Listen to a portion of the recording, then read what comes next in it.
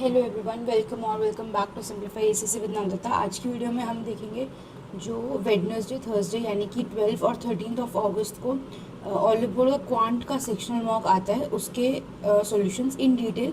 And जो लोग पहले से देखते हैं उनको तो सब कुछ पता ही है कि अगर हम क्वेश्चन देखते हैं तो क्वेश्चन के साथ साथ हम उसके आगे के आसपास के सारे रिविजन पॉइंट्स ज़रूर देखते हैं। हम सिर्फ क्वेश्चन सॉल्व करके नहीं छोड़ देते।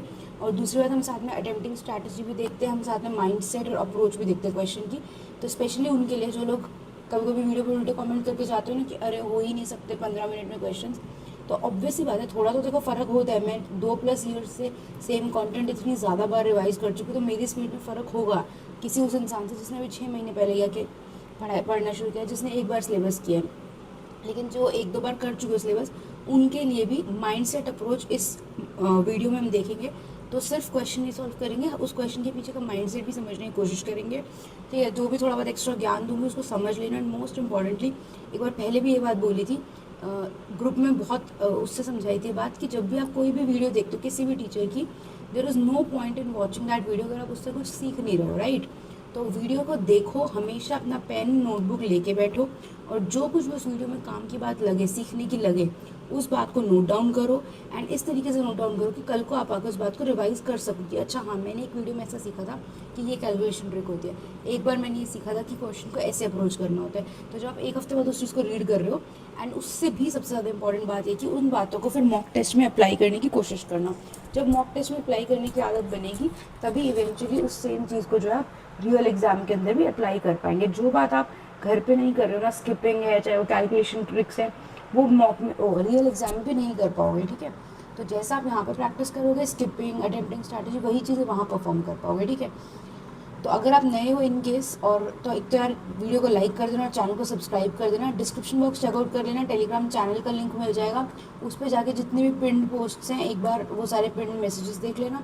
और रिसेंट में मैंने मिक्सचर का वन शॉट करवाया है और मेंसुरेशन 3D शुरू हो चुकी है, एक ये आ चुका है, देन एक पैरेलल पाइप आ चुका है, और मोस्ट प्रोबेबली आज ही एक वीडियो और डाल दूंगी।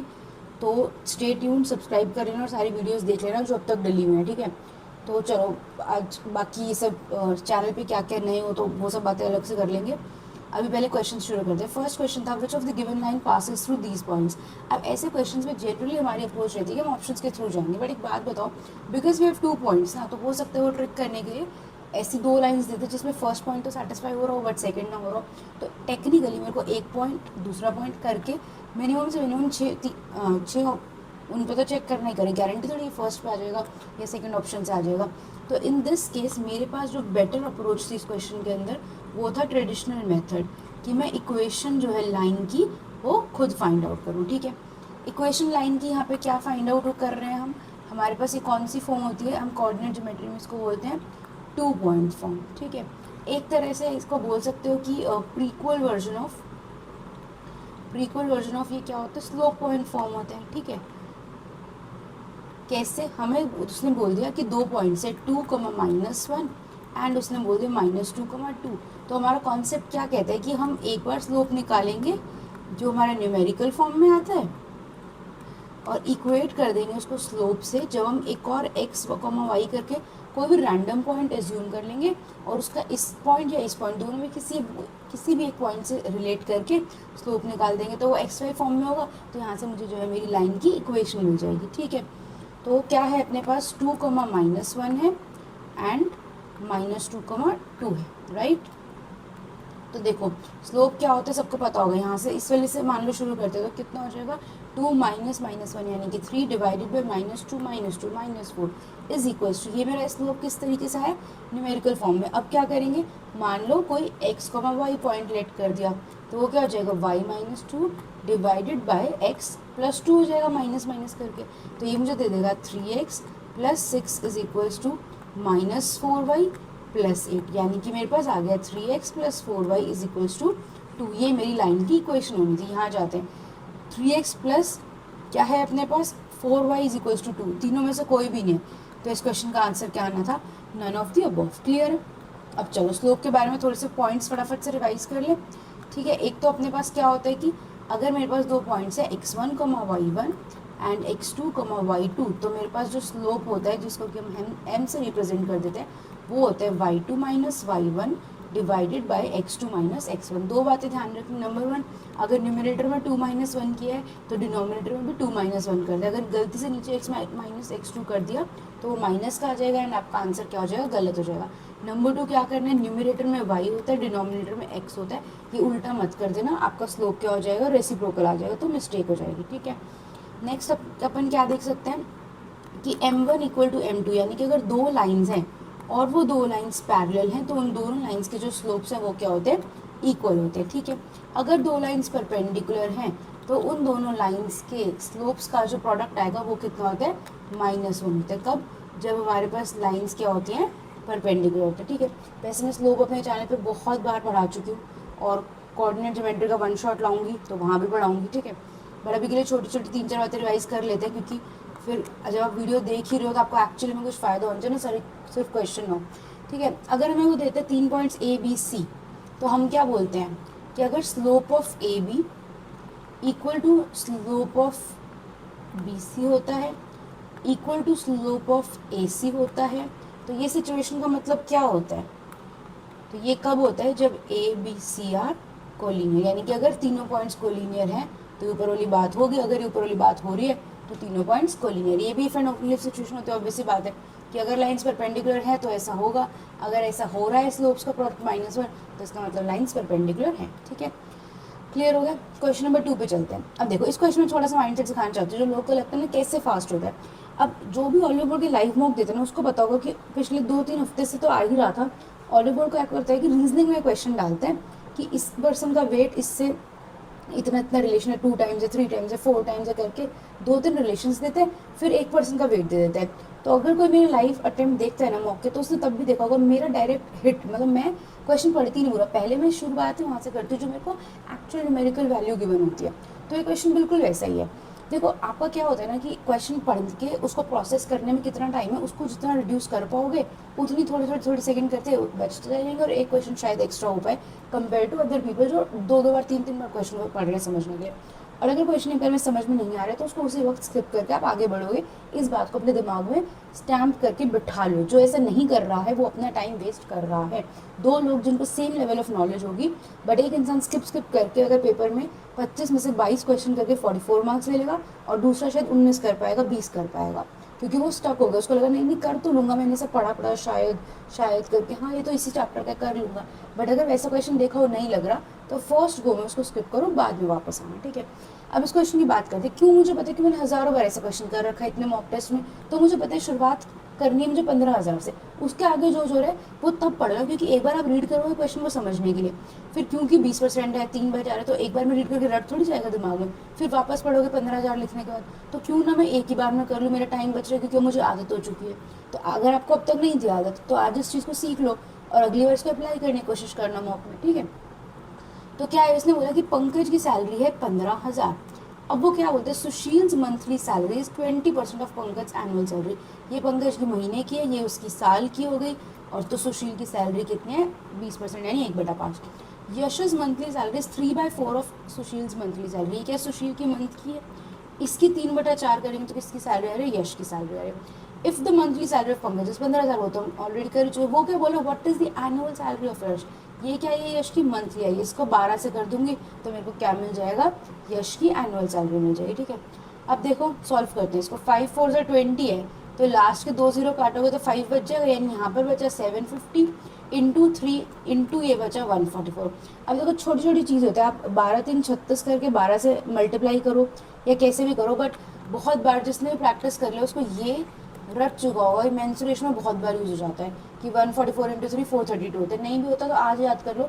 ऐसे छोटी छोटी ऑब्जर्वेशनल स्किल्स बोलते हैं इसको, कि जब बहुत बार PYQ कर लेते हो ना तो आपको कुछ मल्टीप्लिकेशन याद ही रह जाती है, अदरवाइज करना बहुत ईजी है। 144 को क्या करोगे, 14 इंटू 3 420 प्लस 12 432, करना तो बहुत ईजी है। तो आप 36 इंटू 12 करते, कुछ भी करते, बेसिकली पॉइंट है कि आंसर निकालना होता है। ठीक है, अब मुझे मल्टीप्लाई करना है, चलो ठीक है, इसको मैंने इतना तो कर दिया।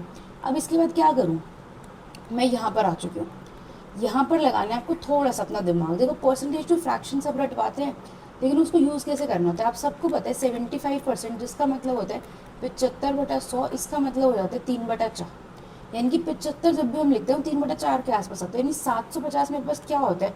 क्या मैं क्विकली बोल दूँ, 1000 का 3/4 होता है। एंड क्योंकि यहाँ पे क्यों अप्लाई हो पाया, क्योंकि 432 मुझे साफ साफ दिख रहा है कि 4 का मल्टीपल है। तो जब मैं इस पर इसको अप्लाई करने की कोशिश करूँगी तो 4 जाएगा, 108 जाएगा, और इसको तो मल्टीप्लाई करना बहुत आसान है, 324। तो यानी कि यहाँ पे डायरेक्टली मेरा आंसर आ गया 32400। ठीक है, वो मैंने क्या बोलते हैं, कोई तो जीरोज छूट गई ना हम लोग की, तो लेट इट गो, आंसर हमारा पॉइंट है ये आएगा। ठीक है, जीरोज को मैंने इग्नोर कर दिया क्योंकि सब में थी तो फर्क नहीं पड़ता। ठीक है, चिल करो उस बात को, इतना टेंशन लेने की जरूरत नहीं है। पॉइंट ये है कि आपको क्वेश्चन समझ में आना चाहिए, अगर आ गया तो हम आगे बढ़ते हैं। ठीक है, वैसे तो लाइव वीडियो नहीं है तो मैं ऑब्वियसली आगे बढ़ने वाली हूँ। अब देखो, हो सकता था यहाँ पे मान लो कोई ऐसा नंबर होता है 571 इंटू 750, तो क्या इस केस में मैं आपको ये रिकमेंड करूँगी कि आप, चलो अगले पे लिखती हूँ, क्या होता 571 इंटू 750 होता, तो क्या मैं इसमें आपको रिकमेंड करूँगी कि आप इसको इस तरह से अप्रोच करो? मे बी नॉट, क्योंकि किसी किसी के लिए हो सकता है कि 3 से मल्टीप्लाई करना और फिर 4 से डिवाइड करना ज़्यादा ईजी हो। क्यों? क्योंकि 3 भी छोटा नंबर है और 4 से डिवाइड करना तो वैसे बहुत ईजी होता है, एक बार आधा कर दो फिर आधा कर दो। और हो सकता है कि उसको 571 को 75 से मल्टीप्लाई करना डिफिकल्ट लगता। तो यहाँ पर I want to give an exercise, pause करो। ठीक है, एक बार फटाफट से करके देखो, टाइमर लगा के आपको इसमें कितनी देर लगी, आपको इसमें कितनी देर लगी, और आपके माइंड ने किसको इजीली एक्सेप्ट किया। किसी किसी को छोटे नंबर से करना आसान लगता है, किसी को बड़े नंबर से करना आसान लगता है, सबकी अपनी अप्रोच होती है। तो यहाँ से छोटी छोटी अपनी ही खुद की कैलकुलेशन स्किल्स को ऑब्जर्व करो और सीखो कि आप पेपर में क्या चीज़ अप्लाई कर पाओगे, क्या नहीं कर पाओगे। ठीक है, समझ में आ गया? क्वेश्चन में कुछ था नहीं था, बट क्या कुछ लर्निंग थी इस क्वेश्चन के अंदर? यस थी। कि इसको क्या बेटर था, 144 इंटू 3 अप्रोच करना बेटर था, और इसको 75 से मल्टीप्लाई नहीं करना था, इसको 1000 का 3/4 बनाना था। ठीक है, चलो क्वेश्चन नंबर 3 पे चलते हैं। बहुत इजी क्वेश्चन था ये भी। क्या बोल रहे हो, उसने मुझे फॉर्मूला ही दे दिया कि कोसेकेंट a माइनस बी का ना ये फॉर्मूला होता है, और पूछ रहे हो 15 डिग्री। अब 15 कैसे ला सकते हो? 60 माइनस 45 ला सकते हो, 45 माइनस 30 ला सकते हो, क्योंकि हमें वही एंगल्स यूज़ करने हैं जिसकी हमें वैल्यूज़ पता है। तो कोई भी यूज़ कर लेते, मान लो मैं ये वाला यूज़ करती हूँ, तो मेरे पास क्या आ जाता, cosecant 15 is equal to secant 45 कितना होता है, √2, सीकेंट बी यानी कि कॉस 30 की बात करें, कॉस 30 कितना होता है हमारे पास, √3/2, तो ये कितना हो जाएगा 2 डिवाइडेड बाई √3। अब ये कितना हो जाएगा 1 माइनस टैन बी कितना हो जाएगा 1 माइनस 1/√3, सॉरी। अब यहाँ पर भी बहुत फटाफट से करना आना चाहिए, थोड़ी सी स्पीड बढ़ानी शुरू करो अपनी।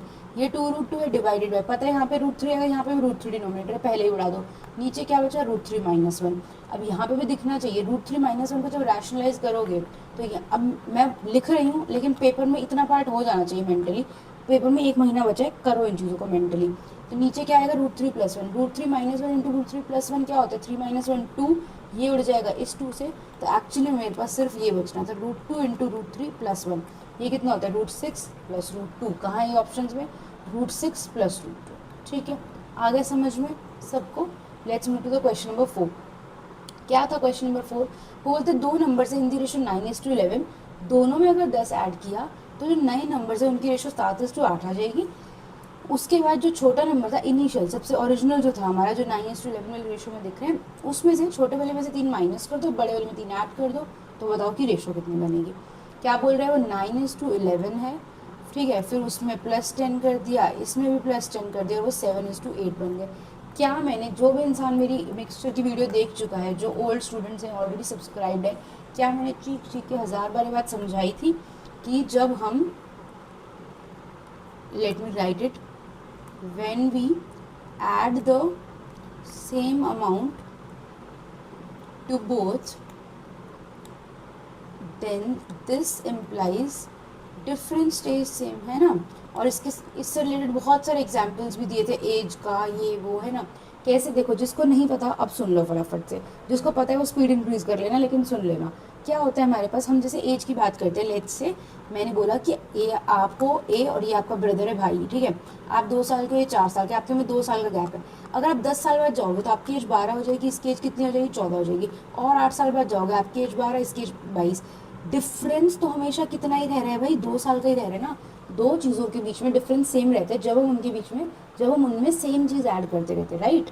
जैसे मिल्क और वाटर है, 1 और 2 है, ठीक है, एक 10 लीटर मिल्क है, 20 लीटर दूध है, लेकिन जैसे ही आप उनके बीच में दोनों को 10-10 लीटर ऐड करते जाओगे तो जो उनके बीच में डिफरेंस था वो तो सब भी सेम ही रहेगा ना। समझ में आ रही है बात, क्योंकि इक्वल अमाउंट्स में ऐड हो। तो यहाँ पर वही कॉन्सेप्ट फटाफट से यूज़ करना था। क्या उसने क्या बोला है कि यहाँ पर डिफरेंस कितना है, मेरे पास 1, यहाँ पर कितना है डिफरेंस 2। मुझे क्या करना था, डिफरेंस को क्या करना था, सेम बनाना था। तो इसको 2 बनाना पड़ेगा, यानी कि इसको 14 इंटू 16 करना पड़ेगा। इसका मतलब कितना बचा, 5 यूनिट्स बचा। उसने क्या बोला 5 यूनिट्स की वैल्यू कितनी है 10, तो 1 यूनिट की वैल्यू कितनी आ गई 2। अगर 1 यूनिट की वैल्यू 2 है तो ये मेरे पास क्या बनना था 18 और 22। उसने क्या बोला 18 में से 3 माइनस कर दो, 22 में 3 ऐड कर दो, तो ये कितना आ जाएगा 5 3 सर 5 5 सर। आंसर क्या आना था इस क्वेश्चन का 3:5। Am I clear? समझ में आ गया? छुटका सा कॉन्सेप्ट था जो यहाँ पे लगाना था। किसी ने भी अगर इसको एक्स वाई करके किया या क्रॉस प्रोडक्ट लगाया है तो आपने कुछ सेकंड्स वेस्ट किए, ठीक है, कोई बात नहीं। अगर आपको पेपर में स्ट्राइक नहीं होता तो इट्स कम्प्लीटली ओके। आज सीख लो, अब अगली बार कभी ऐसा क्वेश्चन दिखे तो याद रखना, ठीक है। मतलब ये कॉन्सेप्ट याद रखो कि जब भी हम दो चीज़ों में सेम अमाउंट ऐड कर रहे हैं तो उनका डिफरेंस सेम रहेगा, ठीक है। जो लोग टेलीग्राम पे उनको पता होगा कि मैं ये वीडियो दूसरी बार बना रही हूँ क्योंकि पहली बार में गड़बड़ हुई थी तो रिकॉर्ड हो रहा है ना, ठीक है। आज की वीडियो थोड़ी स्लो लगेगी, 15 मिनट में देखो 4 ही क्वेश्चन है, बट कोई बात नहीं, आई होप आपको सीखने को मिला होगा, ठीक है। ओके देन ये अच्छा क्वेश्चन है, इसको मैं करवाऊंगी आपको 3 मेथड्स, ठीक है। चलो ओके फर्स्ट क्वेश्चन सबसे पहले देखते हैं। उसने बोला 8 लोग गए एक बार में, ठीक है। 7 लोगों ने 300 रुपये स्पेंड किए each over there drinks and the 8th person spend 100 rupees more than the average expenditure by all of them. क्या बोल रहे हो 7 लोगों ने 300 रुपये स्पेंड किए, यानी उन 7 लोगों की अगर एवरेज बात करें तो वो 300 आ रही है। जो 8th पर्सन है ना उसने 100 रुपये सबकी टोटल जो उनकी एवरेज बन रही थी एक्सपेंडिचर उससे 100 रुपये ज़्यादा स्पेंड किए, तो बताओ टोटल उन्होंने क्या अमाउंट स्पेंड किया होगा, ठीक है। सबसे पहले तो वही मेथड बताती हूँ जो मैंने लाइव वॉक में भी किया था और जो थोड़ा डेविएशन जिसको आप बोल लेते हो, ठीक है, शॉर्टकट बोलो जैसे भी। आप एक बात बताओ 7 लोगों की एवरेज कितनी है 300, ठीक है ना। इसको येलो से लिखते हो थोड़ा ब्राइट रहता है क्वेश्चन के चक्कर में जाना, ठीक है। 7 लोगों की एवरेज 300 है। जो 8वां इंसान है ना उसने 100 रुपये जो एवरेज से ज़्यादा लगाए, मतलब उसने 300 तो लगाए ही लगाए हैं, बट जो उसने 100 एक्स्ट्रा लगाए हैं वो उसके भरपूर करेगा कौन, बचे हुए 7 लोग करेंगे ना। समझ में आ रही है ये बात कि सब लोगों ने 300 300 300 तो लगाए लगाए, ठीक है। लेकिन जो 8वां बंदा है उसने एवरेज से 100 रुपये ज़्यादा लगाए, तो यानी कि उसका जो 100 रुपये है वो एक्चुअली में बाकी 7 से तो निकालना पड़ेगा ना। तो एक तरह से ये हम बोल सकते हैं कि बाकी 7 लोगों ने 100 रुपये सॉरी 100 नहीं माइंड यू 100 रुपये टोटल कम दिए, तो पर पर्सन कितना बचा वो 100/7 बचा, करेक्ट। ये क्या हो गया उनका एवरेज आ गई एक्चुअल। उसने तो मुझे क्या बोले टोटल अमाउंट, लोग कितने 8, तो मेरे पास आंसर क्या आएगा 2400 प्लस 800/7। तो ये क्या हो गया 2400 प्लस इसको क्या करोगे 700 प्लस 100 कर दो। 700 का बाय 7 क्या मतलब क्या हो जाए 100 हो जाएगा, प्लस आपके पास क्या बचेगा 100/7। इसको क्या होता है 14.28 रटा होना चाहिए ये तो है ना, यहीं पे लिखती हूँ, ठीक है ये लिखती जाओ। यही बात मैं बार बार जो बोलती हूँ कि परसेंटेज टू फ्रैक्शंस आपको रटी होनी चाहिए। तो 1/7 हमें रटा होना चाहिए कि 14.28 होता है, 1/14 हमें रटा होना चाहिए 7.14 होता है। तो अगर 1/7 14.28 आता कहाँ से, एक्चुअली में तो 100/7 होता है ना। तो ये क्या बन गया मेरे पास 2514.28। और ये क्वेश्चन दिखने में कितना लगेगा ना ऑप्शंस देख के कैलकुलेटिव होगा ये होगा वो होगा, बट एक्चुअल में क्वेश्चन कितना सिंपल निकला, ठीक है। अब फॉर अ सेंस मान लो आपका डेविएशन डिफिकल्ट लगता है, आपको ये नहीं समझ में आया, तो आप पेपर के अंदर क्या करोगे, ठीक है। अब मैं वो चीज़ बताऊंगी तो जिसको कुछ शॉर्टकट नहीं, मान लो ऐसा क्वेश्चन पहले नहीं देखा हो, कुछ स्ट्राइक नहीं करा पेपर में, तो क्या करोगे। सबसे बेसिक चीज़ क्या होती है इक्वेशन बनाना। मैं हर बारी बात बोलती हूँ कि कुछ भी नहीं मत करो, जो इंग्लिश में लिखा हुआ है उसको मैथ्स में कन्वर्ट करते हो डाटा सेट। उसने क्या बोला है टोटल अमाउंट बताना है। 7 लोगों ने 300 रुपये लगाए, तो यानी 2100 रुपये तो इन लोगों ने लगा दिए। 8वें बंदे ने कितने रुपये लगाए, एवरेज से 100 ज़्यादा, मतलब मान लो कि एवरेज कितनी है एक्स है, तो अब अगर एवरेज एक्स है तो एक्चुअली में टोटल रुपये कितने लग रहे हैं उनके 8x।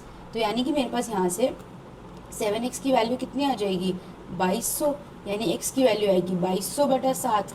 मुझे चाहिए क्या उनका टोटल, समझो कि 8x, तो ये कितना आ जाएगा 2200 डिवाइडेड बाई 7 इंटू 8, यानी कि 17600 डिवाइडेड बाई 7।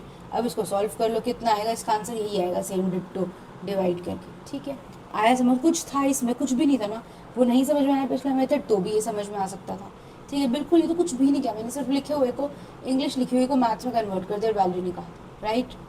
एक और थर्ड मेथड क्या हो सकता है इसका, हम लगाएंगे बेसिक एलिगेशन, ठीक है। कैसे लगाएंगे एलिगेशन, मैंने बोला 7 लोग हैं जिन्होंने 300 एवरेज है उनकी। 8वें इंसान की एवरेज कितनी है, टोटल की एवरेज x है, तो 8वें इंसान की एवरेज अपने बोला x + 100 है, ठीक है। अब एक बात बताओ x + 100 और x का डिफरेंस तो क्या आएगा मेरे पास 100 आएगा। अगर इस केस में ये वाला बड़ा था तो यानी इन दोनों केस में पक्का पक्का ये बड़ा होगा, तो x - 300 यहाँ पर आएगा। हमारे पास एक्चुअली में क्या गिवन है 7:1, यही तो था ना। 7 लोग की एवरेज 300 थी और एक अकेले की कितनी थी, x प्लस 100 थी। तो अगर 7 का मतलब 100 है तो एक का मतलब क्या होगा, 100/7 यानी कि 14.28। तो यानी कि यहाँ पर क्या आना था मेरे पास, 14.28 आना था। अगर यहाँ पर मेरे पास 14.28 आना था तो x का मतलब क्या होना था, 314.28 होना था। मुझे क्या निकालना है, अब 8 लोग हैं, ये सबकी एवरेज है, तो 8x कितना आएगा, 314.28। अगेन इसको भी कैसे लिखोगे, इंटू 8 करना है। इसको भी कैसे करो, 300 प्लस 14.28 को क्या लिखेंगे, 100/7, और इसको 8 से मल्टीप्लाई करेंगे तो क्या बनेगा, 2400 प्लस 800/7, उसमें से अगेन हम 100 अलग करें, 2500 प्लस 14.28। ये वही कैलकुलेशन है यहाँ पे आके जो मैंने फर्स्ट वाले मेथड में बताई थी। समझ में आ गई बात सबको। 3 मेथड्स देख लिए हमने। जिसको एलिगेशन से ज़्यादा आदत है वो एलिगेशन कर लो, जिसको डेविएशन की आदत है वो डेविएशन कर लो, और जिसको क्वेश्चन में डाउट लगा कि कैसे करना था वो सिंपल ये देख लो कि मैंने कुछ भी नहीं किया, इंग्लिश को मैथ्स में कन्वर्ट किया। That is it. Got it? Okay, let's move to question number, बहुत सारे पेज आ रहे ना। क्वेश्चन नंबर 6, क्या क्वेश्चन था हमारा 6, बेसिक, हमारी क्या बोलते हैं, बेसिक प्रोपोर्शनैलिटी थ्योरम या फिर थेल्स थ्योरम में बेस था। क्या कहती है थ्योरम, कि अगर ये हमारा ABC होता है, ये हमारा DE होता है, तो हम बोलते हैं कि if DE is parallel to BC and if and only if situation होती है, यानी कि कन्वर्स भी ट्रू होता है, तो हम बोलते हैं AD divided by AB is equals to AE divided by AC is equals to DE divided by BC होता है। ये तीनों इक्वल होते हैं, और अगर ये तीनों रेशोज इक्वल होती हैं तो यानी कि DE पैरेलल टू BC होता है। अच्छा, एक पॉइंट यहाँ पे देख लेते हैं जो सब लोग सिली कर देते हैं, ठीक है। अगर आप देखो तो AD divided by DB is equals to AE divided by EC, ये पार्ट तो करेक्ट है, लेकिन इस पार्ट के कॉरेस्पॉन्डिंग आपको यहाँ नहीं मिलता। क्यों?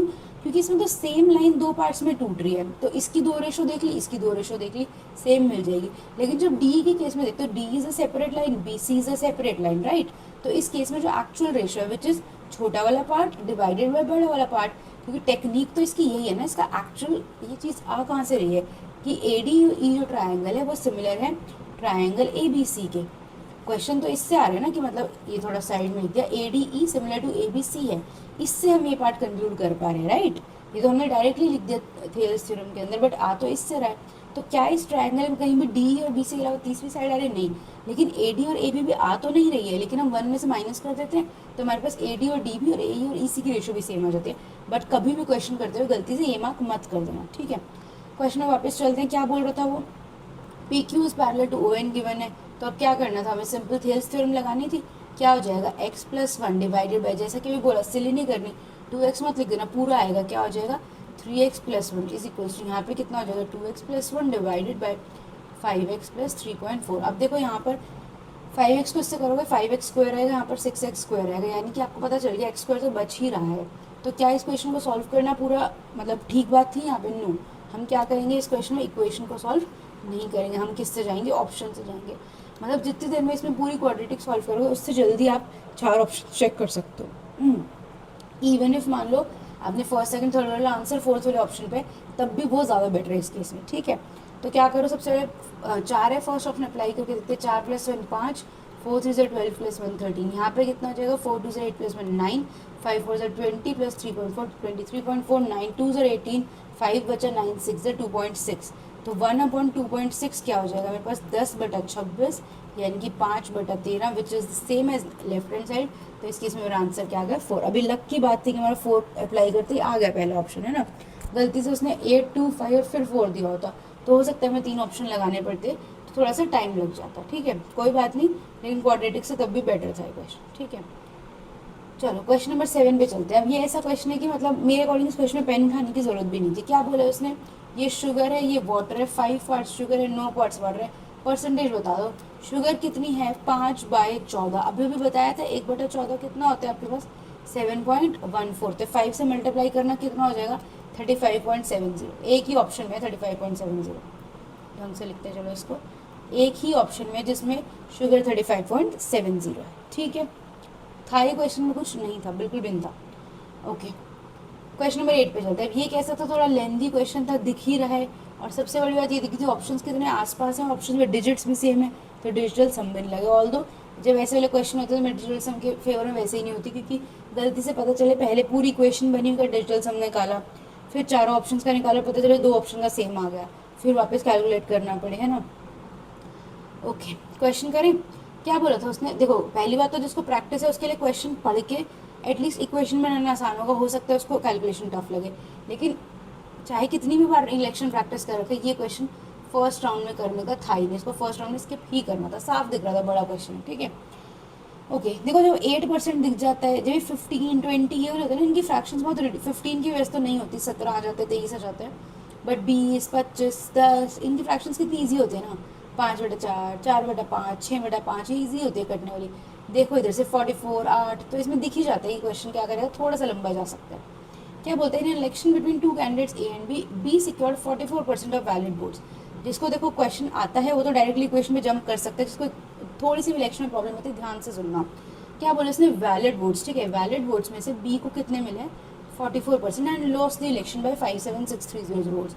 दो लोगों ने फाइट किया, बी को 44 मिले, तो ए को कितने मिले होंगे, 56% मिले होंगे, तो यानी कि बी लॉस्ट बाय एक्चुअल में कितना हुआ, 12% वोट्स, ठीक है। अब वो बोलते हैं कि ये किस में से वैलिड वोट्स में से, फिर वो कहते हैं 7160 वोट्स से वो इनवैलिड डिक्लेयर हो गए, और 8% लोगों ने तो अपने वोट ही नहीं दिए थे। तो बताओ कितने लोग हैं जिन्होंने वोट नहीं दिए थे। देखो ये कितना है, 12% जो है 5763, देखो एक लाइन में लिख दूंगी, 576300 डिवाइडेड बाई 12, इससे मेरे को क्या मिलेगा, टोटल वैलिड वोट्स मिलेंगे, ठीक है, सॉरी मतलब इंटू 100 करना पड़ेगा, क्योंकि ये किसकी वैल्यू है, 12% के इंटू 100 कर दिया तो मेरे को क्या मिल गया, वैलिड वोट्स मिल गए, प्लस कुछ वोट्स तो क्या हो गए, इनवैलिड हो गए, ठीक है। अब ये किसकी वैल्यू है, जो वोट्स कास्ट हुए उसकी वैल्यू है, उसने तो 8% कास्ट नहीं हुए, तो कितने कास्ट हुए होंगे, 92%। निकालना क्या है मुझे, 8% जिन्होंने कास्ट नहीं किए, बस दैट इज इट। अब यहाँ पे एक सेकंड के लिए आपको स्ट्राइक करेगा, चलो 8 की मल्टीप्लाई चेक करें, ये नहीं होगा, ये नहीं होगा, लेकिन जैसे ही आप इस क्वेश्चन पे आओगे, सॉरी ये भी हो रहा है, होगी ना गड़बड़, तो क्या ये 8 की डिविजिबिलिटी चेक करना भी मतलब काम की चीज़ है, 23 की चेक कर सकते हो 92 देख के, बट 23 से डिवाइड करना कितना डिफिकल्ट है भाई, कोई सेंस नहीं है, ठीक है। तो अब इसको क्या करेंगे, नॉर्मल सॉल्व करते हैं इस क्वेश्चन को, ठीक है। ये मेरे पास इक्वेशन आ गई, अब बस इसको सॉल्व करना है। सबसे पहले तो इसको काट दो, 4 2 ज़र 4 23 ज़र, ठीक है। यहाँ पे इसको 12 से काटोगे, 12 4 ज़र 48, 96, 12 8 ज़र 0, 12 2 ज़र 24, बचेगा कितना 60, 12 5 ज़र। अब यहीं के यहीं इसको 2 से मल्टीप्लाई कर दो, कितना बच गया 96050, और 2 0 मेरे पास 100 वाली बच गई, प्लस ये कितना हो जाएगा, देखो अब देखो इसको मल्टीप्लाई करना है 71660 को 2 से, पहले 71 को करो 2 से, कितना होएगा 142, आगे कितनी आई 1 2 3 0 आई, 66 को 2 से करना तो बहुत आसान है, 132 होते हैं, तो ये कितना हो जाएगा 132, एक 0 गड़बड़ कर दी ना, सॉरी, ओके कहाँ से 71600 को 2 से कर रहे हैं तो कितना हो जाएगा 142, और 1 2 3 0, एंड 66 का इंटू 2 132, और 132 ठीक है, एक 0 थी मैंने 2 लगाती गलती से, सॉरी। ये कितना हो जाएगा 233143320 हो जाएगा, ये इसमें ऐड कर दो 143320, ये कितना हो गया 0238479। अब इसको डिवाइड करना है मुझे 23 से। अब अगेन जो ऑप्शन से बहुत क्लोज थे 4 2 3, तो पूरा करना ही पड़ेगा। अब एक ऑप्शन में मान लो 4 होता है, एक 5 होता है, एक 3 होता, तो बहुत ईजी था, क्योंकि यहाँ से साफ दिख रहा था 23 4 92 जाएगा, राइट। बट इस क्वेश्चन में नहीं था, तो ये था टाइम टेकिंग डिमांडिंग क्वेश्चन था, बट क्या कर सकते हैं। ये किस पे जाएगा, 23 से करोगे तो 4 92, 54 2 46, 88 बचा, किस पे चला जाएगा 3 यार नीचे करना पड़ेगा ना, ठीक है। ये किस पे जाएगा 69 9 119, सॉरी ये किस पे गया 3, ये किस पे गया 8 23 इंटू 8 कितना हो जाएगा अपने पास 184, ये कितना हो गया 13 - 4 9, एक और 2 गया, ये बचा 4 तो ये आना था मेरा आंसर 42384। दिखने में बहुत लंबा लग रहा है, बट फ्लो में करते तो उतना लंबा ना होता, ठीक है।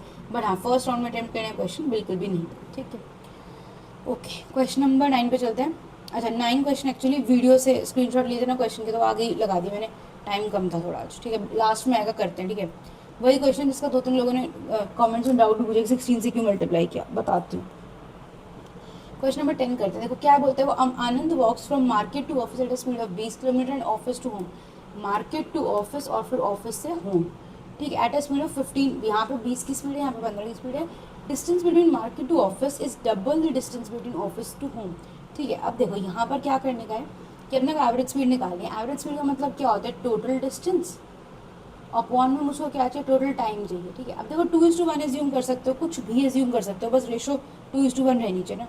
तो मैंने बोला कि भाई ऑफिस टू होम की उसकी स्पीड 15 है, तो मैं बोलती हूँ इसको 15 एज्यूम कर लो, इसको 30 एज्यूम कर लो, मेरे लिए थोड़ा सा काम आसान हो जाएगा, है ना। तो मुझे क्या निकालना है, टोटल डिस्टेंस कितना हो जाएगा मेरा 45 डिवाइडेड बाई क्या चाहिए मुझे, टोटल टाइम चाहिए। अब यहाँ पर उसकी मैंने डिस्टेंस क्या बता दिया 15 और ऑफिस टू की स्पीड भी क्या है 15, तो यहाँ पर उसको क्या लग रहा है 1 घंटा लग रहा है। यहाँ पर उसकी स्पीड कितनी है 20, डिस्टेंस कितना है 30, तो कितना टाइम लगेगा उसको 1.5 घंटा लगेगा। तो ये कितना हो गया 45 डिवाइड बाई 2.5 यानी कि 5/2, 5 9 9 2 18। क्लियर है सबको। अगर आप इसको 2:1 करके करते तो भी कोई दिक्कत नहीं थी। ऊपर क्या आता 3, नीचे क्या था 1/15 प्लस 2/30 करते वो भी 1/15, सॉरी 2/20 करना होता 1/10 आ जाता। तो करने को कोई दिक्कत नहीं थी, इसको सॉल्व कर लेते, इतना कोई डिफिकल्ट बात नहीं होती, 30 पे चला जाता। बट ये मेरे को आदत है ऐसे करने की। अगर आपने और भी परसेंटेज के क्वेश्चन में पहले भी कुछ देखा होगा तो जो मल्टीपल बना लो तो क्वेश्चन ईजी हो जाता है। कंपैरेटिव मिक्सचर में भी चीज़ सिखाई थी तो इसलिए मैंने ऐसे कर लिया, इसमें कैलकुलेशन का मिस्टेक भी कम होता है। ठीक है, क्वेश्चन नंबर 11 पे चलते हैं। तो डायरेक्ट कॉन्सेप्ट होता है कि ये एक मैंने रेक्टेंगल बनाया है अगर, तो उसमें जो लार्जेस्ट ट्रायंगल फिट होगा वो कैसा होगा, उसकी लेंथ जो है रेक्टेंगल की वो उसकी क्या होगी, बेस होगी, और जो उसकी विड्थ होती है वो उसकी क्या हो जाएगी, हाइट हो जाएगी। और हमारे पास एरिया क्या होता है, half into base into height, तो half into L into W. ठीक है, अच्छा यहाँ पर अपने पास एक कॉन्सेप्ट ये भी होता है कि figures that lie on the same base and between same parallel lines, तो उस केस में इसका एरिया क्या होता है, half of the area of outside figure.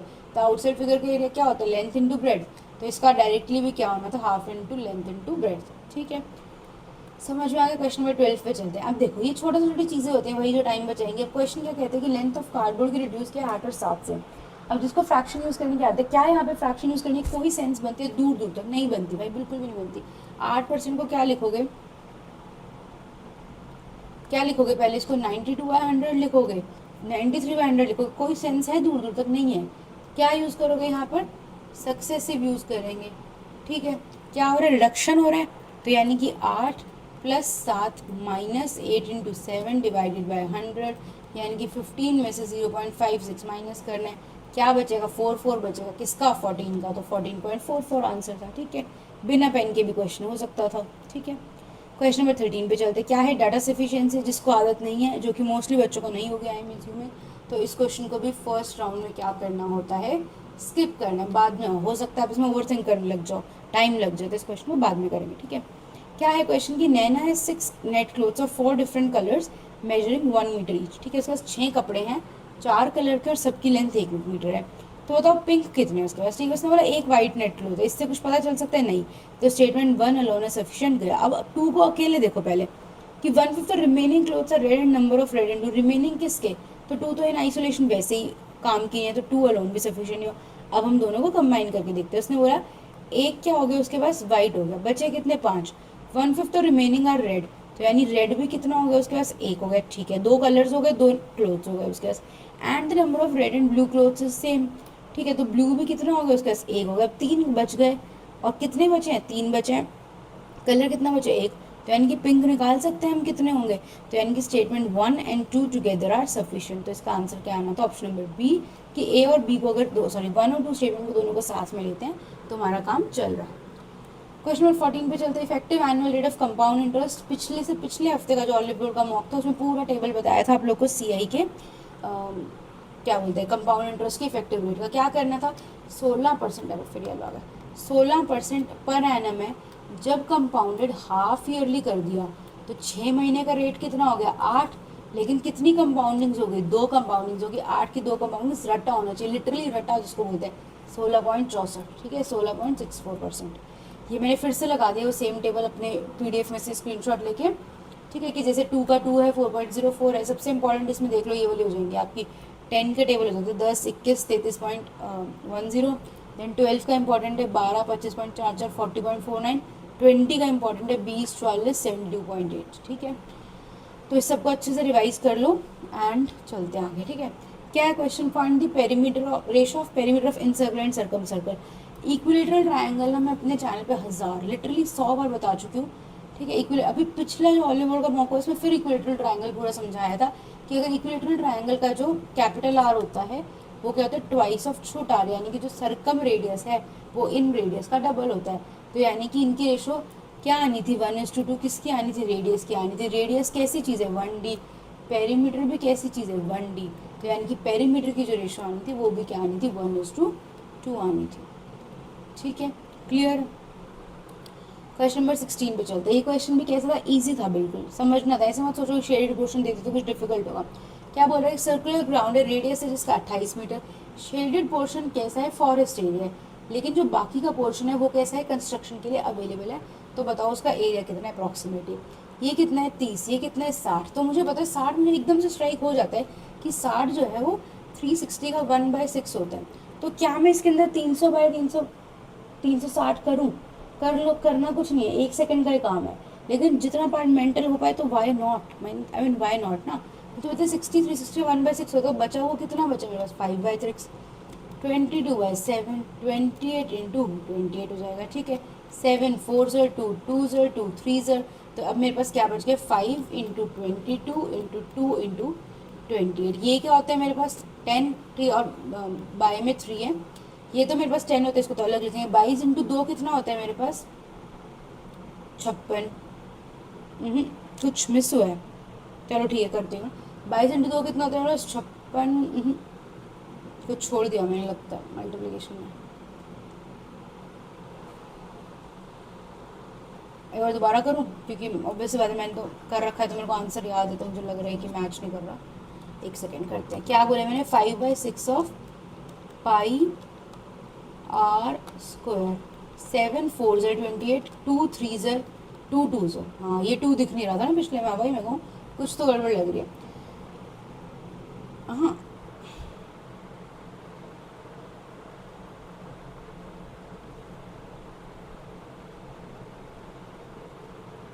एक मिनट, ठीक है यार।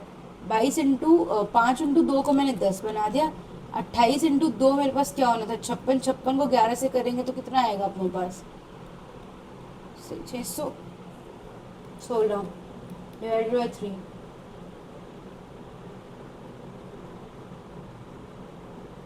ठीक ही होगा यार, मैंने वहाँ पे तो मेरे को लग रहा है मैंने कुछ और मल्टीप्लिकेशन की थी, पता नहीं, खैर काटा कुछ और होगा, वो दिमाग में बैठ गया, ठीक है। 3 2 ज़र 6, 0 ज़र 3, 5 ज़र कितना बचेगा, 3 3 ज़र 2053 आ रहा है।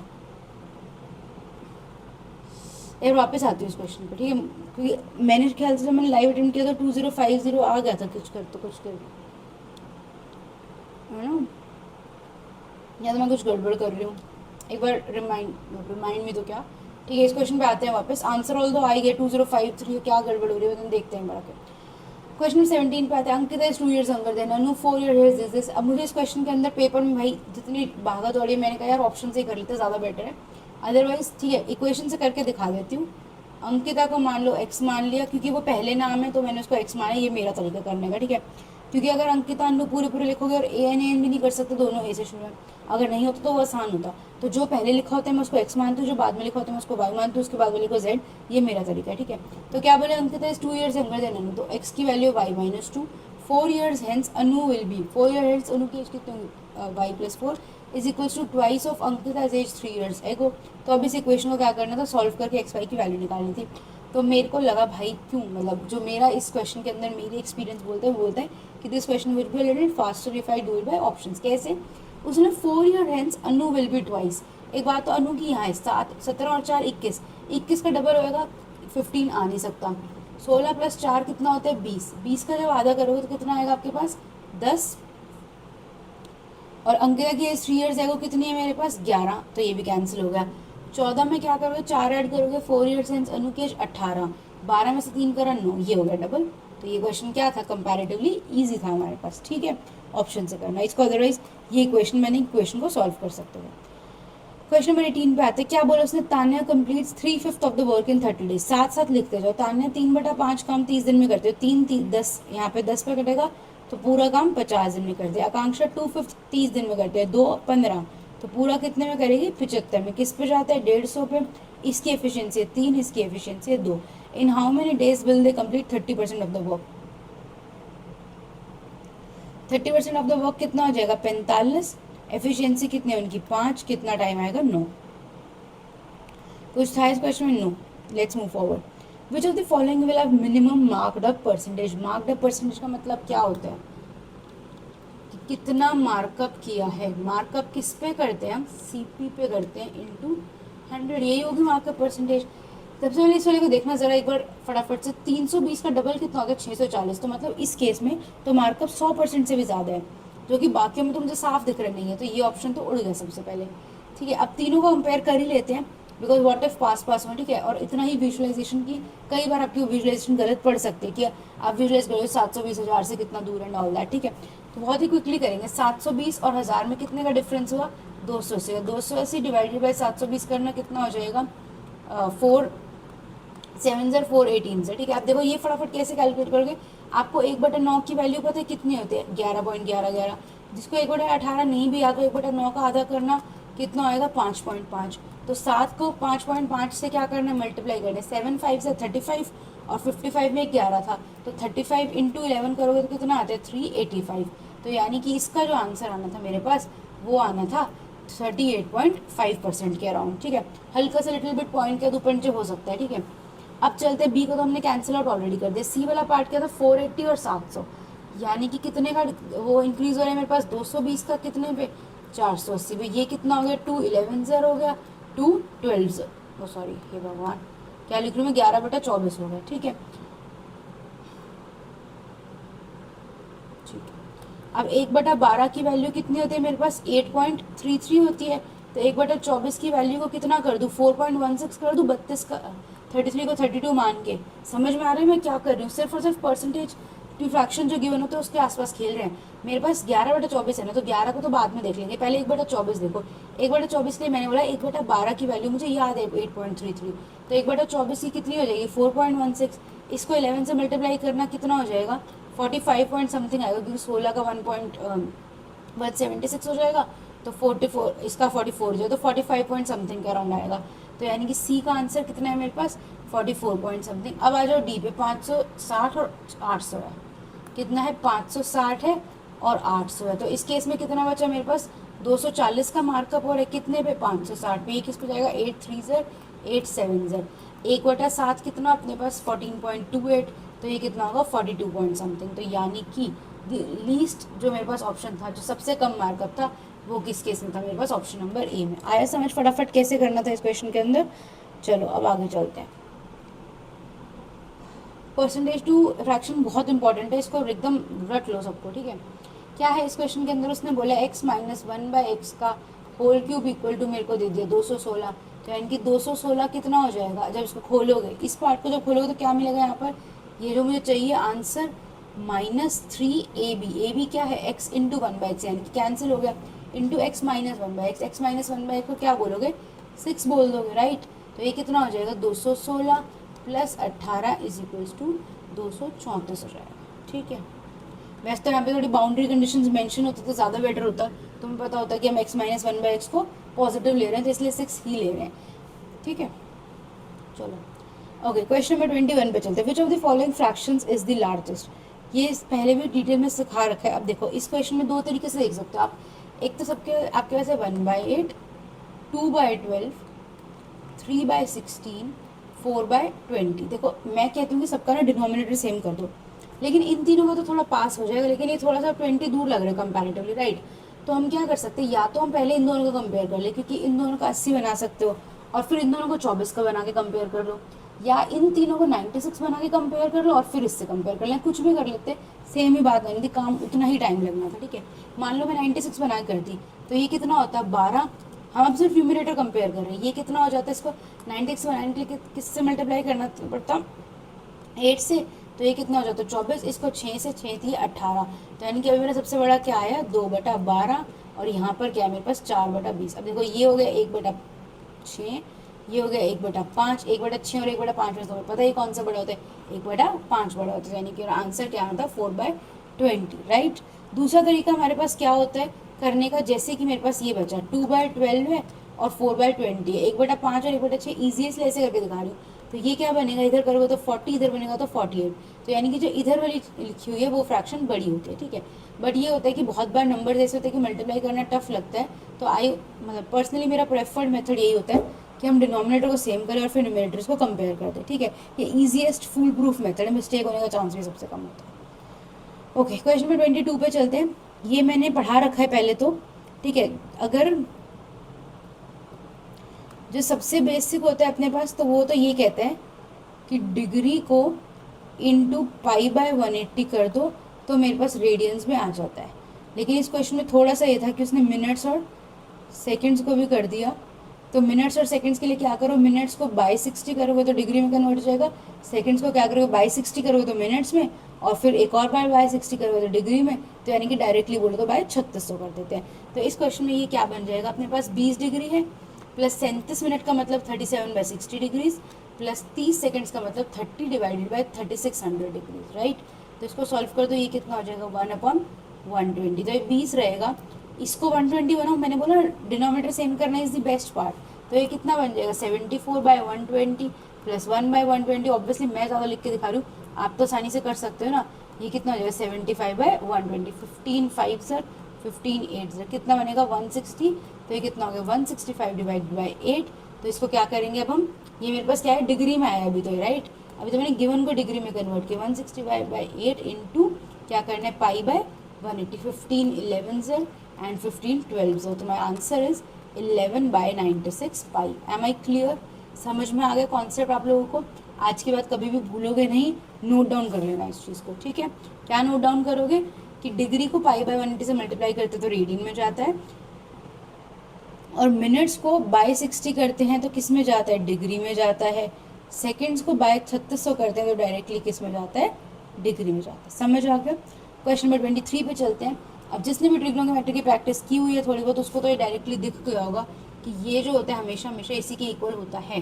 जिसको नहीं भी दिखा तो वो क्या करेगा, सेक्स स्क्वायर थीटा को कॉमन निकालो, अंदर क्या रह जाएगा सेक्स स्क्वायर माइनस 1 रह जाएगा, ठीक है। सीकेंड स्क्वायर आपको पता है क्या होता है 1 प्लस टैन स्क्वायर होता है, और सीकेंड स्क्वायर माइनस 1 आपके पास क्या होता है, ये भी क्या होता है टैन स्क्वायर होता है। तो ये क्या हो जाएगा टैन स्क्वायर प्लस टैन 4 हो जाएगा। तो इसका आंसर क्या आना था आपके पास 3 आना था, राइट। क्या होती है प्रॉपर्टीज फटाफट से लिख दूँ, रिवाइज कर लेते हैं। क्या होता है अपने पास 1 plus tan square is equals to secant square, और secant square minus 1 is equals to tan square, जो कि बहुत बार यूज होता है। Similarly 1 plus cot square is equals to cosecant square, sine square plus cos square is equals to 1, ठीक है। Let's move to question number 24। क्या बोलते हैं कि पर्सन हैज ओनली 25 पैसे और 50 पैसे की कॉइन्स है उस पर्सन के पास, ठीक है। टोटल उसके पास 50 कॉइन्स है और उसके पास पैसे कितने हैं 15 हैं। तो बताओ 25 पैसे की कितने कॉइन्स है। अगर मैं ये एज्यूम कर लूँ कि उसके पास जितने भी 50 कॉइन्स है वो सारे के सारे 25 पैसे के हैं, तो ये एक एक्सट्रीम हो गया मेरे पास। जब मैंने मिक्सचर पढ़ाया था तो बताया था कि एलिगेशन कम लगाते हैं जब एक एक्सट्रीम है दूसरा एक्सट्रीम है और हमारे पास बीच में मिडिल वैल्यू है, ठीक है। तो अगर 50 के 50 कॉइन्स 25 पैसे के होंगे तो कितने रुपए हो गए सर 50/4, यानी कि कितने हो गए 12.5 रुपये हो गए। अगर सारे के सारे कॉइन्स 50 पैसे के तो उसके पास कितने रुपये होते 25, लेकिन उसने तो बोला 15 रुपये। तो एलिगेशन लगा दो, यहाँ पे क्या आएगा 10, यहाँ पे क्या आएगा 2.5 का क्या होता है 4 गुना होता है 10, यानी कि जो ये क्या था अपने पास 25 पैसे के कॉइन्स, ये क्या थे 50 पैसे के कॉइन्स। तो इनकी रेशो क्या आ गई 4:1। टोटल कितना हो गया 5 यूनिट की वैल्यू है 50, तो 4 यूनिट की वैल्यू कितनी आएगी 40। तो मेरा आंसर क्या आना था इस क्वेश्चन का, ऑप्शन नंबर डी 40, ठीक है। क्लियर है। Let's move to question number 25। For what kind of triangle the centroid circumcentre and centre is the same point, equilateral triangle. Again thousands of times ये करवा चुकी हूँ चैनल पे, जहाँ इक्विलेटरल ट्राइंगल आता है इस बात को रिवाइज करवाया हुआ मैंने, और अदरवाइज मैंने पूरी वीडियो करवा रखी है location of centres of triangle, जिसके अंदर मैंने इन सेंटर सर्कम सेंटर किस टाइप के ट्राइंगल में कहाँ होता है पूरा डिटेल में बताया हुआ, जाकर उसको रिवाइज कर लेना, ठीक है। लिंक मिल जाएगा डिस्क्रिप्शन बॉक्स में, नहीं तो ज्योमेट्री वाली प्लेलिस्ट को चेकआउट कर लेना, ठीक है। आगे चलते हैं, क्वेश्चन नंबर 9 रह गया था, ठीक है। अच्छा क्वेश्चन नंबर 9 देखो, कुछ लोगों को ये नहीं पता होता, कहाँ ये रहा, फेस डायगोनल और स्पेस डायगोनल का डिफरेंस नहीं पता होता कुछ लोगों को। तो जिसको भी नहीं पता है या जिसने भी अदरवाइज पैरेलल पाइप रिवाइज नहीं किया है तो एक बार जाकर के मेरी पैरेलल पाइप की वीडियो देख लेना, अभी रिसेंटली अपलोड की है, ठीक है। पूरा पैरेलल पाइप मिल जाएगा, पैरेलल पाइप की कटिंग मिल जाएगी, उसके अंदर से क्यूब कट करने मिल जाएंगे, सारे PYQ मिल जाएंगे SSC के, प्लस मेरे बनाए हुए नए क्वेश्चंस मिल जाएंगे डिफिकल्ट लेवल के भी थोड़े से, जैसे कि assertion reasoning plus data sufficiency, जैसे कि हमने आज एक देखा था, ठीक है। कर लोगे इस वीडियो को ज़रूर से ज़रूर कर लेना, पैरेलल गाइड इंपॉर्टेंट है, ठीक है कुछ नहीं, बहुत ईजी है, लेकिन एक बार कर लेना, कॉम्प्रिहेंसिव रिविजन हो जाएगी। तो इस क्वेश्चन में क्या बोलता है कि लार्ज फ्रेम ऑफ साइज 12, 8 और 4 required to be braced along all the longest diagonal. तो जो लॉन्गेस्ट डायगोनल होता है किसी भी क्यूबॉइड का, तो वो क्या होता है हमारे पास, हम उसको बोलते हैं स्पेस डायगोनल या फिर बॉडी डायगोनल। आपने सुना होगा longest rod that can fit into a room, ये फ्रेज बहुत बार सुना होगा मेंसुरेशन में, ठीक है। तो यानी कि हमें क्या डील करना था यहाँ पे, निकालना क्या था हमारे को, स्पेस डायगोनल निकालना। अब स्पेस डायगोनल का फॉर्मूला होता है L square plus B square, sorry ये कहाँ से आ गया, प्लस एच स्क्वायर का अंडर द रूट, राइट। उसने बोला ऑल द लॉन्गेस्ट डायगोनल्स, तो कितने स्पेस डायगोनल्स होते हैं, 4 होते हैं, राइट। तो total length of braces required बोल रहे हैं, ये पहले तो एक की निकाल लो, ये कितना आ जाएगा आपके पास 144, 64 एंड 16, कितना हो गया था 4 यहाँ पर, और ये कितना हो गया 224 आ गया था। अब मुझे चाहिए था 4 अंडर द रूट 224, लेकिन मैंने देखा ऑप्शन में तो है ही नहीं, तो मेरे को क्या करना पड़ेगा, 224 को 16 से मल्टीप्लाई करना पड़ेगा ना। जो चीज़ बाहर 4 है वो अंदर जाके 16 हो जाएगी ना। जब आपके पास अंदर ऐसे होता है, याद है, मान लो ये आप कर रहे हो और आप बाहर रूट लगा देते हो, तो 4 बाहर आके 2 बन जाता है, राइट। तो यानी कि जो चीज़ बाहर जो भी है उसका स्क्वायर जाके अंदर जाएगी ना, तो अंदर पूरा का पूरा अंदर लाने के लिए 16 से मल्टीप्लाई करना पड़ेगा। कैसे करोगे, अब 16 को 22 से करो, 16 इंटू 2 कितना होता है 32, 32 इंटू 11 कितना होता है 352, तो ये कितना आता है 3520, 16 इंटू 4 कितना होता है 64, तो ये कितना आ जाएगा 3584। एम आई क्लियर, ठीक है। सारे के सारे क्वेश्चंस हो चुके हैं। वीडियो पसंद आई हो तो लाइक कर देना, कुछ भी डाउट हो तो कमेंट्स में पूछ लेना, एंड जो सभी माइंड से रिलेटेड बातें सिखाई हैं क्वेश्चन सॉल्व करने की, please try to apply them in your mocks as much as possible. कल से वीकेंड के लाइव मॉक होंगे, आज एक आधा मैथ्स का सेक्शनल दोगे, तो इन चीज़ों को, छोटी छोटी चीज़ों को अप्लाई करने की कोशिश किया करो कि स्किप करना है, पहले करना है, बाद में करना है, ऑल दीज थिंग्स, ठीक है। दे जेन्युइनली हेल्प, ऐसे ही नहीं बोली जाती ये सब बातें, जो लोग बोल रहे हैं वो एक्सपीरियंस से ही बोल रहे होंगे, राइट। तो अप्लाई करने की कोशिश किया करो। Thank you for watching this video, keep working hard, keep revising, do not give up, अपनी बाउंड्रीज को एवरीडे पुश करो, ठीक है, और बहुत सारी मेहनत करो। Okay bye.